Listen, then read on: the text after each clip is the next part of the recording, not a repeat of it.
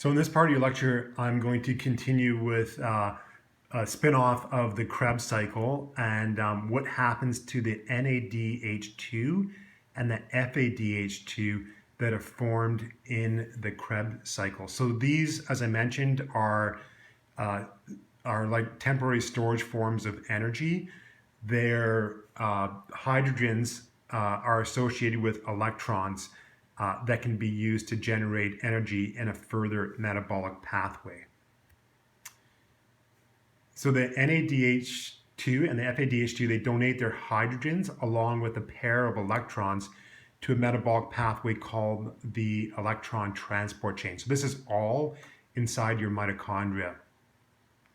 So the electron transport chain is a chain of enzyme complexes where ATP is formed from the transfer of electrons down the chain. Oxygen is involved, so the whole process is called oxidative phosphorylation. So because you're consuming oxygen and you're forming ATP. So this is a very important process for life in general. It's, the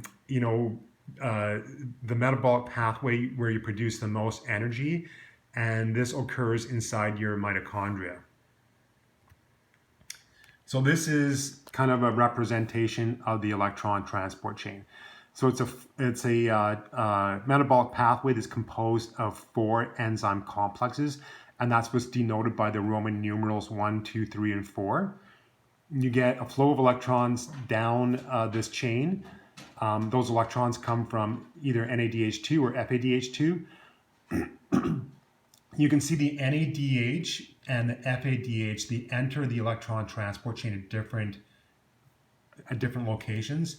And so with the NADH, you're going to get 3 ATPs formed for each NADH. And for FADH, you only get 2 ATPs. The final electron acceptor in the whole chain is oxygen.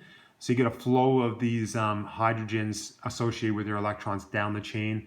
And at the end, you get formation of water, so H2O.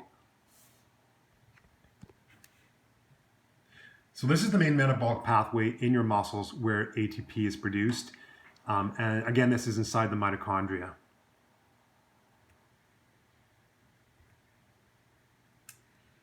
So with NADH, you get 3 ATPs for each one that's delivered to the electron transport chain.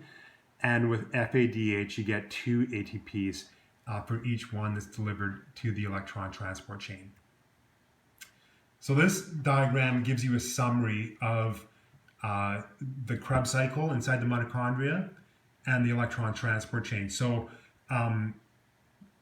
carbohydrates in the form of pyruvate or lactate can be converted to acetyl-CoA, and then that goes through the Krebs cycle. You get the NADH and FADH that spin off it to the electron transport chain.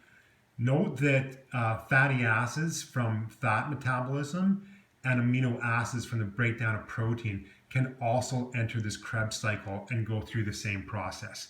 So this Krebs cycle and the electron transport chain are common to carbohydrate, fat, and protein oxidation, or aerobic metabolism of carbohydrate, fats, and protein in the mitochondria.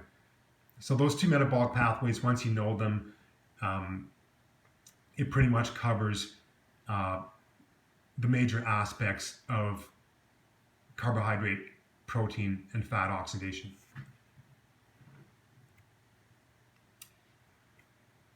Now, the last section of this lecture, I'm going to cover possible ways by which the body disposes of lactate.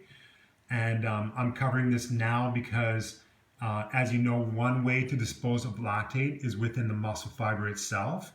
So once lactate is formed within a muscle fiber, if you have a lot of mitochondria in that muscle fiber, the lactate can go into the mitochondria, get converted to pyruvate through this lactate dehydrogenase H reaction, and then the pyruvate can be converted to acetyl-CoA and go through the Krebs cycle. So that's one way that lactate is disposed of when you produce it during exercise. So this is occurring all within a muscle fiber. So this is called an intracellular lactate shuttle. So it's inside a muscle cell and you get lactate being shuttled into the mitochondria. Now, if lactate ends up going into the blood, as it often does during exercise, you've got this intercellular lactate shuttle. So a lactate shuttle between two muscle fibers or two muscle cells. So the way the lactate shuttle works is usually you get a lot of lactate produced in your fast glycolytic fibers.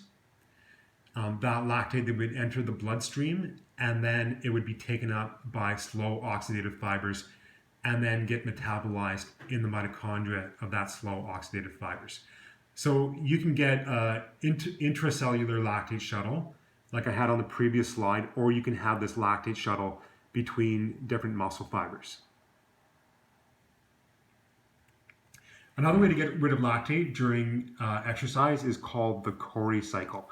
And it's called the Cori cycle because I think it's just named after the scientist that kind of discovered this metabolic cycle. So the Cori cycle is, again, a way to get rid of lactate while you're exercising. So while you're exercising, you get glucose uptake by the muscle, or you get glycogen breakdown to form glucose 6-phosphate, and then goes through glycolysis, you get formation of lactate. The lactate can leave the muscle, go into the blood, and in this case, it's taken up by the liver, and the liver can make glucose out of lactate. So this is something that can't happen in muscle fibers. You can't make glucose out of lactate in the muscle fiber, but the liver can do this. And so you get formation of glucose in the liver from lactate, and then the glucose then enters the blood and gets taken up by the muscle again. So this is called the Cori cycle, and it's just another way that your body disposes of lactate during exercise.